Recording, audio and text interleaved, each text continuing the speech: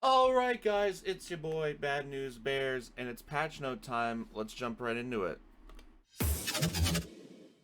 Alright, so here we are, patch 0.3.2. This comes out February 7th.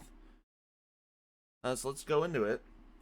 Hey all, time for another balance update. In this patch, we're continuing our work improving mages and their itemization, along with reducing the viability of mages running tank items. Looking at you, Countess. We're also tuning some tanks and assassins and looking to give Revenants some post-release love. We're also slightly increasing the length of early game by bumping up the health and mana per level that all heroes receive early on, but reducing the amount they receive later. Towers are getting a slight durability boost in the first part of the game to lengthen the laning phase a bit. So what's next? In addition to our usual monitoring of feedback and data from this patch, as well as our upcoming release of a certain pop star, our eyes are now fixed on the carry role as a focus for our 0.4x balance update, where we'll be looking to vastly improve their itemization and build paths. This has been pushed back due to a ton of new features being implemented in patch 0.4 in a few weeks. So a couple things to talk about here. First off, the character they mention, in case you've forgotten or aren't aware, is Shinbi. This was announced way back when the roadmap was revealed. So, more improvements to mage and itemization. Tank mages, specifically Countess, have been a real problem right now. They want to extend the early game. At this point in time, yeah, people roam probably a bit too much, it feels like. So I don't know. I guess they're just trying to get away from the death balling that people run early sometimes. So it slows down the game a bit in the early phase. I'll be interested to see how it actually feels and pans out. Carry items, I thought were getting reworked this patch, but they're not, unfortunately. So we're gonna have to wait for a bit of that. And in 0.4, the content update, apparently there's a ton of content. Hopefully a spectator system for the tournaments and more in-depth custom games. I don't know what else in particular I'd be looking for, or what else was on the roadmap, even, to be fully honest.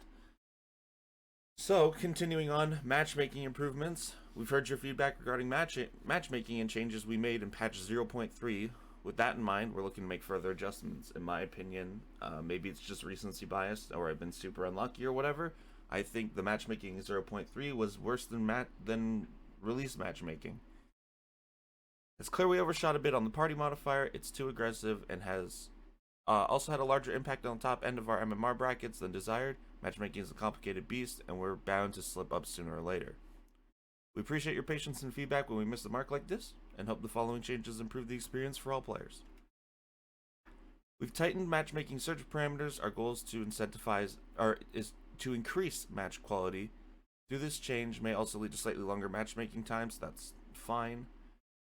In addition, full parties of experienced players will have longer queue times, but should allow more time for the system to find the most fair matchup.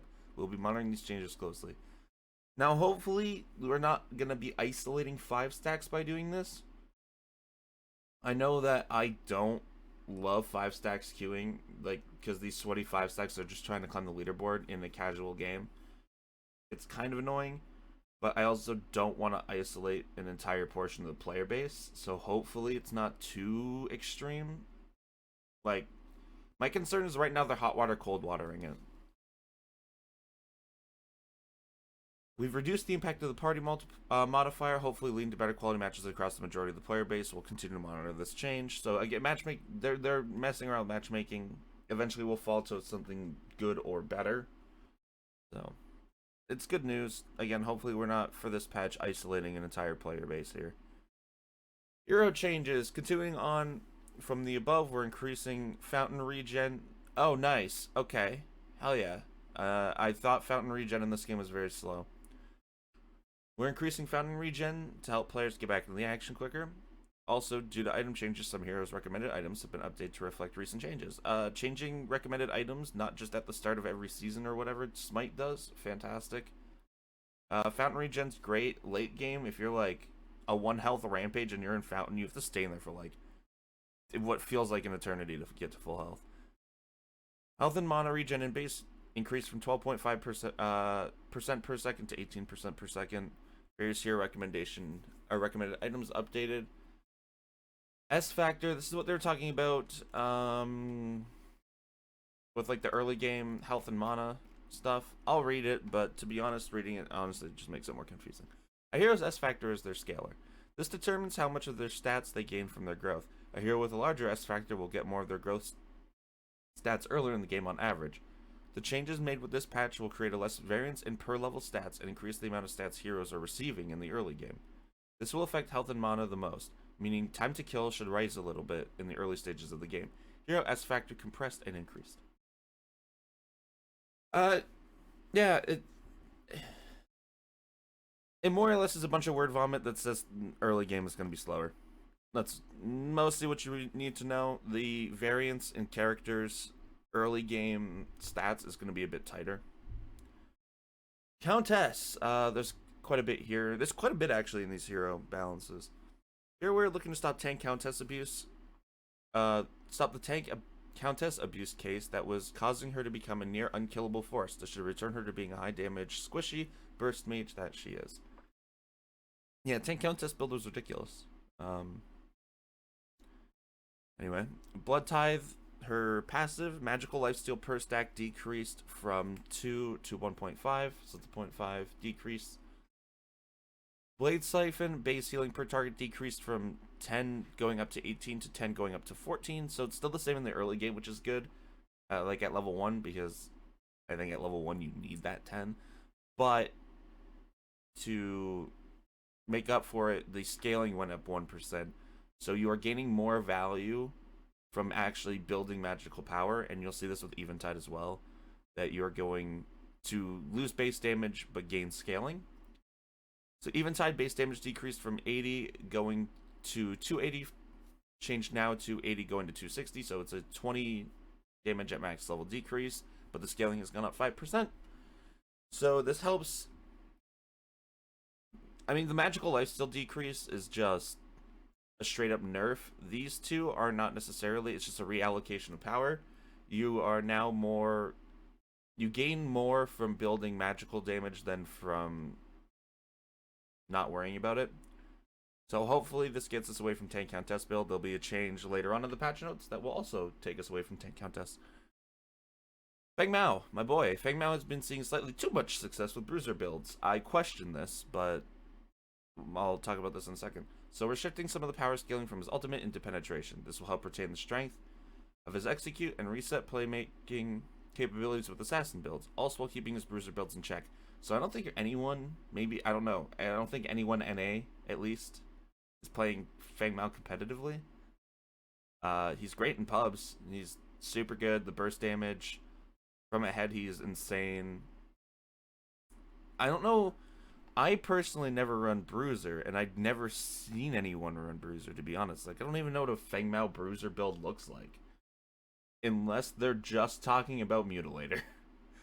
That's the most Bruiser I've ever built Feng Mao, or have seen anyone of my community, like, of people that I know run Feng Mao is like, we'll go Mutilator. So, I'm not exactly sure. Maybe this is just, like, a lower bracket thing that people are building him Bruiser, because I feel like a lot of these patch notes are honestly, like, people in low brackets are playing this and doing way too well, and people who are good at the game aren't playing at all. So we're going to nerf it because you guys aren't playing it anyway, but the low tier players are just destroying with it. So it just helps the overall health, I guess. There's a big one that I'll talk about later that's that exact example. Alright, so what they ended up doing is that, well, they fixed the bug with Feng Mao where his passive stated it had power scaling. Okay. Earth Shatter, his ult power scaling decreased from 80% to 70%, and execute physical power scaling decreased from 100% to 80%. However, the execute physical penetration scaling increased from 25 to, or from 250 to 350. So you're gaining value less from building power, but more from building pen, which is what, in my opinion, I feel like you should have been doing on Feng Mao anyway. Just dump this guy full of pen. If there's a purple sword on your screen in your items tabs, you're building the right things, okay? That's just moral of the story. He's getting more value from pen, less from power. Overall, this isn't going to be a big difference. I don't even think this will stop people from building tank Mao, if that is an issue. Faye. Boxing with Faye's trading patterns was a tad too difficult, so this patch she's getting scaling increase to bring her in line with other mages. I don't know that it was difficult, but fair enough. Base health increased from 560 to 590. That is actually significant. That's a 30 health difference. It's pretty significant. Scaling on the Bramble patch increased from 55 to 60. I mean, just dry and cut buffs there. Gideon has been able to ignore building too much mana early game, often opting instead to the higher durability builds with a little trade-off. We're increasing his cost a bit on his main damage and mobility to incentivize a little more mana in his item builds, or to force more careful play when utilizing Magical Bruiser itemization. We're also increasing his scaling a bit like we've done with Faye, just to make sure he can compete in the latter stages of the game. I think the issue with that is, if this is saying that Faye is falling behind, so you give her 5% scaling, and then help her a bit in the early game, if you then give that scaling to Gideon, we just made mages better and haven't made Faye better within the realm of mages. That's just how I see this. But anyways, Cosmic Rift scaling increased 5% from 65 to 70, but the mana cost increased from 80 going up to 100 to now 80 going up to 120. So it is the same at level 1. And then starting at level 2, it's a 5 increase, and then so on. It's a 10 increase at 3, 15 increase. Oh yeah, it's a full 20 increase by max level, going up an extra 5 at each rank. Late game, it's costly. I will say, Gideon builds currently, even late game, you do run out of mana after a big fight, so that is actually pretty significant. Torrent Space mana cost increased from 60 to 80. It's just a straight 20 mana increase early game. That's going to be devastating. Yeah, I think you need to build mana on Gideon now, and I don't know that you have a choice. Alright, Howitzer. As with other heroes, we're increasing Howitzer's scaling a bit to ensure that he can keep up. Again, it just seems like we're just giving it to Faye, saying she's weak, but then giving it to other mages because I guess we want to keep Faye weak. Fixed a bug on Howitzer's slow grenades. Description was displaying the incorrect amount of bombs. And the R2000 missile, his Q, scaling increased from 70 to 75. This is a spicy one. This is a character I was talking about where we don't play it competitively, but it's way too good in low rank pubs, and it's even too good in high rank pubs. People just in pubs don't communicate. They can't shut down Kalaris. She'll feast on the one bad player in the game and go 17-0 and start killing everyone else in one shot. So they're nerfing her pretty hard, and they're saying you guys in top bracket competitive aren't playing her anyway, so continue to not play her. We're gonna fix the problem. Kalari's first clear has become infamous for its speed and how quickly she can come online. We're looking to slow it down a bit as well as slightly decrease her dagger scaling to tackle her tendency to snowball. Her death mark was also functioning incorrectly, and it's also getting fixed, and her core item Malady is being targeted a bit to make her feel a little more fair to fight in normal matches. They are butchering this girl. Base attack speed decreased from 120 to 110. Attack speed growth decreased from 3.3 to 2.8. I should have done the math before this, and I'm too lazy to do it now, but that's quite a bit of attack speed you're losing at max level. Even, I mean, throughout the entire game. But on the grand scale, you see it deeper at the final level. She's going to feel slow now, and it's going to be awkward to play her. Fixed a bug causing death mark to scale with 5.5% of your power instead of 3% of your physical power. Great. I mean, that's just a bug fix. She should have never... Death mark should have never been that strong. Crippling Dagger. Scaling decreased from 90 to 85. And again, Malady, her best item, is also receiving a nerf later on in the patch notes. Bellica. This is kind of alarming to me. Bellica is needing a bit of a boost, so we want to give her a little more oomph in her core loop. We're giving her a little love by increasing the uptime of her stun to benefit both support and mid, whilst also increasing her base damage on Void Drone to help her keep up with other mages in the early stages of the game. As with other mages, she's also getting some handy scaling increases too. The Seismic Assault, her Q, is getting a 5% scaling increase, and a cooldown reduction of 2 seconds at max level. Void Drone, her E, gets a scaling increase of 10% from 20 to 30%, which is a significant increase. Void Bomb, Base damage being increased from 80 going to 260 is now going from 80 to 280, so a 20 damage increase at max level. There's quite a lot of, it's quite a significant buff with the cooldowns, the base damage, and scaling on different abilities. She's gonna do a lot of damage now, so I'm curious to see if she's gonna get any playtime. I think the cooldown on Seismic Assault come late game is super valuable, but we'll see. Murdoch has fallen off a bit recently when it comes to the later stages of the game. Yeah, he feels underwhelming late game compared to the other hunters. With the aforementioned S factor changes, we're giving him a bit more health to help him survive the onslaught. I think this is a joke of a buff, but I also see the fear in actually buffing him. But this seems like a cop out. His health growth increased from 84 to 88. Muriel, a small mana buff for Muriel to help her out when she maxes her Consecrated Ground. This also helps support Muriel stay relevant. This is her E. I had no clue this was the name of it. The mana cost decreased from 100 going to 140 to 100 going to 120. I would have honestly liked maybe the level 1 to go to 95. And then like 100, you know, just drop everything down 5, because I think her early game she really struggles with mana, and this doesn't help with that. Narbash. Narbash has been a touch offbeat with his Song of My People ability, and is generally felt, though, are tough to invest into. With these changes, he should feel more comfortable maxing out his healing either first or second, as well as helping him sustain his stacks in the mid to late game when he can keep that ability rolling. So his base mana increased a full 100 from 380 to 480, which is insane. But his mana growth decreased from 70 to 60, so it's more so just an early game buff. Base mana regeneration increased from 1 to 1.5, which is also pretty significant. Song of My People, his E, mana drain per second changed from 10 going to 30 at max level to just flat 20. This then hurts his early game, which I'm now seeing this is just to balance this out, but helps his level 4 and 5 on Song of My People. Healing per second increased from 5 going to 25, now to 9, scaling up to 25, so more early game healing, but caps out at the same. Beat drop stacks per second increased from 1 to 2, and the mana cost on his Thunk has gone up 10, from 50 to 60. Alright, there's a lot going on with Revenant. I'm so not even like halfway through this patch notes, Jesus Christ. Based on feedback we've received from the community, we're increasing his rate of fire. We're also looking to increase his damage on his 4th shot specifically against high health targets to emphasize his trading pattern in lane and make sure that his 4th hit feels much more impactful. His base power and obliterate damage have been reduced to compensate and make him more about poking with his 4th auto rather than just shoving. Alongside this comes quality of life changes to make obliterate better track your target to help avoid those pesky near misses. Speaking of obliterate, magical power scaling has been increased and has been added to Scar to pair better with enchanters that can build crystal tier to increase his damage.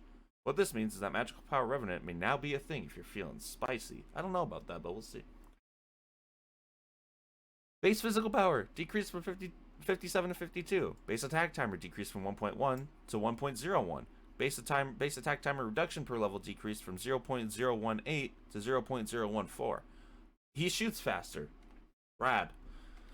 Obliterate, his Q base damage decreased from 60 going up to 160 to now 50 going up to 130. The scaling decreased 10% from 50 to 40. Consecutive missile modifier increase from 15% to 20%, which is a reduction in damage. Magical power scaling increased from 75 to 100%. Range increased from 1500 to 1750, which is very good. And cone angle decreased from 60 to 55, which again is also very good. Hellfire rounds, right mouse button. Base missing health damage decreased from 6 to 4%, so that's a nerf. Modified critical damage changed from 125 going to 175 to 140 going to 175. So caps out the same, but more damage earlier at all levels until last level. That is significant for what I think Rev was always intended to be, which is like priming your last shot and poking people with it. It just more leans into what Revenant should have been. And then the Scar, his E, bonus magical damage decreased from 15 to 10%, but added 80% magical power scaling. Richter! Hey, this is a small one. We're bumping down Richter's health just a smidge to compensate for the S factor changes that are now giving him more health in the early game. Base health decreased from 560 to 540. He's going to feel the same. Sevarog! Here's one that I'm kind of scared of. Because people have been practicing this character. Cyberrock is getting plenty of compensation in this patch due to Fire Blossom nerfs. We're increasing his overall survivability and helping out his early siphon damage a little bit to make stacking and trading feel less punishing. Health growth increased from 92 to 102. Goddamn. Base physical armor increased from 28 to 31. Base damage on Siphon, his Q, increased from 25 going up to 105 to now 30 going up to 110. So it's a 5 increase at all levels. Phantom Rush, cooldown decreased from 24 going to 12 to now 20 going to 12. So early game, this is your last ability you're going to level up probably. You just now get it 4 seconds more frequently. His dash is very, very good. Steel continues to be a menace due to his easy trading patterns and powerful Jack of all trades kit. We're knocking down his damage a bit and decreasing his potency when trading with Shield Bash to force him to commit a little more to get the value he desires. So Shield Bash is right mouse button. Base damage decreased from 50 going to 170 to now 40 going to 160, so a 10 damage decrease at all levels. The stun duration decreased from 0.5 to 0.3, and the range, which interesting that they changed the range, decreased from 325 to 300.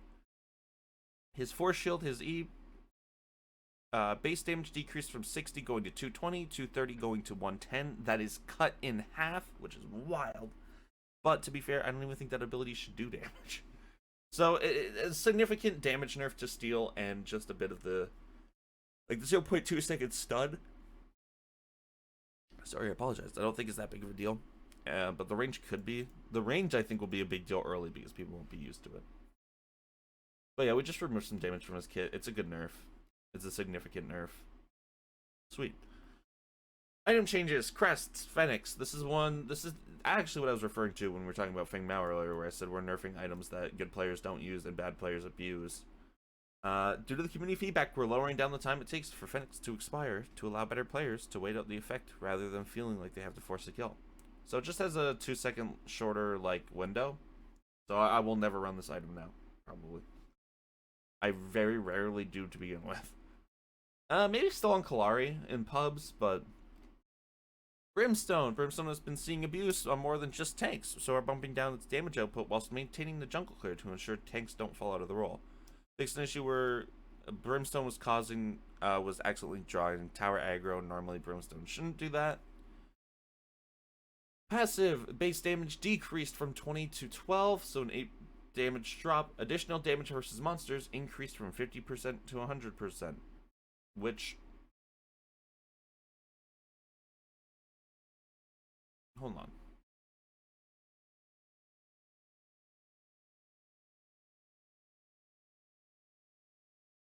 Isn't that weaker? Maybe I'm bad at math. Am I stupid?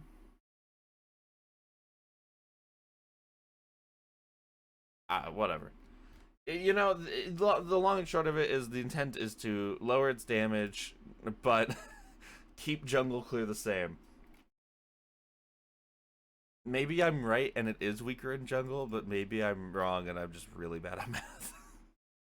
Malady has also been seen abuse outside of its intended class, so we're decreasing the scaling to help prevent exploitation from carries and bruisers, as well as stop Kalari's first item spike being too egregious. Damage scaling decreased from 30 to 10%. That's a 20% decrease. Jesus Christ. Nightfall decreased it fixed an issue where the Eclipse passive was granting 10% Omnivamp rather than 5. There was a lot of bugs this patch, evidently. Mage itemization is getting a big shift to allow mages to access more magical power in the later stages of the game without affecting their power in the early game. Some of the early game items like Azure Core, okay, hold on. Some of the early game items like Azure Core have their scaling increased for this purpose. For some reason, I thought this was a note about Nightfall. Astral Crystal, magical power increased from 50 to 60, mana decreased from 350 to 300. I think that's a good change, to be honest. People have fallen off of this item. I think this is a good change. Azure Core scaling increased from 3% of maximum mana to 4% of maximum mana. I could be wrong, but I'm pretty sure this is a revert. Wasn't it already this at the start of the game? I agree with this too. I think Azure Core got hurt way too hard after the nerfs, and no one used it anymore, and I didn't like it. I just struggled with my low Monica numbers.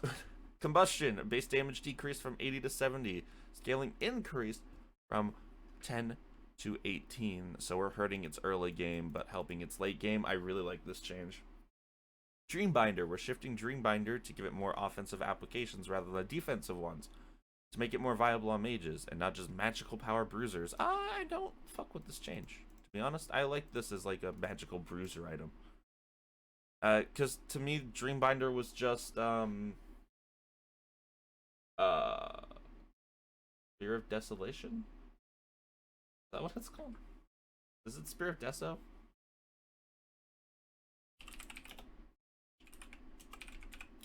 No, it's not Spear of Desolation. It's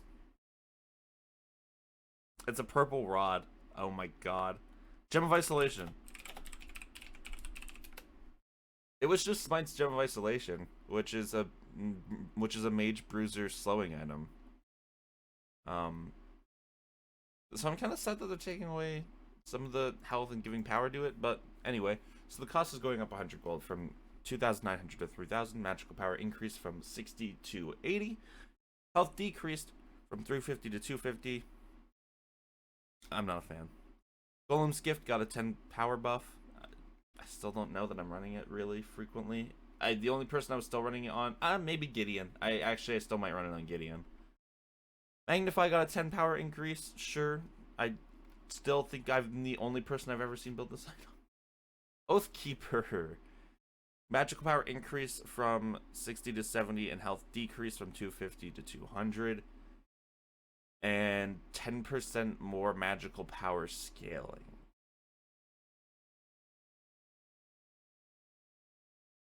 I have concerns. This item might be way too good. Oblivion Crown. Oblivion VFX now correctly displays the target. Cool. Spellbreaker. I have not built this item since it got reworked, by the way. Spellbreaker got a 5 power increase. Sure. I mean, yes, because this item feels bad to build when you have to build it, so that helps a bit. And same with Tainted Scepter. 5 power increase. I don't hate Tainted Scepter. I don't love it, but I don't hate it. Time Warp. Warp has been completely reworked. It's a completely different item now. Time Warp has been reworked to its problematic nature, pushing this to be more of a late game tech option due to a higher stat line. We understand that this will be less viable on supports as a result, and we're looking to improve support itemization in future balanced patches. Cost 3,300 gold. It's a lot of gold. 100 magical power, 15 physical armor, 15 ability haste. Ability Ferumancer. Ferumancer? Fuck. I don't know. Casting ability grants 6 magical power, 3 physical armor for 5 seconds, stacking up to 5 times. Isn't this just more or less Golem's Gift? Am I wrong in saying that? This should be magical armor, I feel like. Every 5 seconds, subtract 0.5 seconds from all current ability cooldowns. So it's just, it's like Chronos Pendant had sex with Golem's Gift. I keep scrolling up because I don't remember the name of the item. And produced now Time Warp reworked. I think this is stupid. Worldbreaker. Fix an issue where the Fiend passive would stack up to 5 times instead of 4. So a nerf through a bug fix. Yeah, great. This is awesome. Worldbreaker needed to be nerfed. What we didn't realize is it was good because it was legitimately broken. It was broken because it was broken. A small damage decrease to one of Steel's favorite items. This is directly a Steel nerf. Scaling decrease from 5% to 4%. Fire Blossom. We're making similar changes to Fire Blossom as we do with Brimstone. We're also blocking Brimstone from being bought in conjunction with Fire Blossom to avoid abuse cases. I think most of the time, Fire Blossom Brimstone wasn't a good build. I think it was good on Steel if you did it with Flux Matrix, but then you're sacrificing Dynamo for so late in the game. So even then, I don't think it was worth it. It was fun to mix it up and do like the Walk Atom build, but now that's gone, thankfully, because I think it was kind of stupid. The base damage decreased from 25 to 15. Great. Additional damage versus mobilized targets increased from 50% to 100%.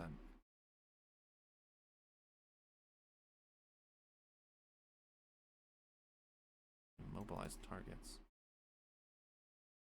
I think that's supposed to be the jungle camps, is it not? Raiment of Renewal. This is a way to reduce the potency of burst healing heroes like Countess. Raiment now works better with sustained healing and will be better utilized on tanks. Haste decreased from 15 to 10. I fucking hate this change. Regenerator passive. Passive healing from damage taken increased from 10% to 15%. I think that's great. Synthesis reworked from increases all healing received by 15% to now health regeneration equal to 1% of your bonus health. So you're gaining a significant amount of health regen as a sacrifice to the burst healing that you get, and you're gaining more healing from damage taken, but you're also losing the 5 haste. I hate the loss of the 5 haste. Mostly for me, I love that haste on Rampage, and it sucks that I'm losing 5 of it. Tower changes. Towers are getting some love. While you are there to protect your towers, we want them to pack a little more of a punch themselves. We're upping the base and their max damage for all 3 turrets while slightly adjusting their damage per level scaling. Keep an eye on those towers, on those tower diving interactions. We'd love to hear feedback. So I'm just gonna go off the long and short of it, right?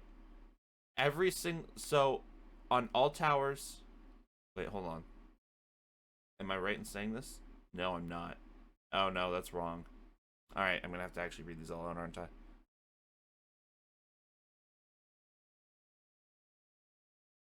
Not entirely. Okay, so outer towers, so tier 1 towers.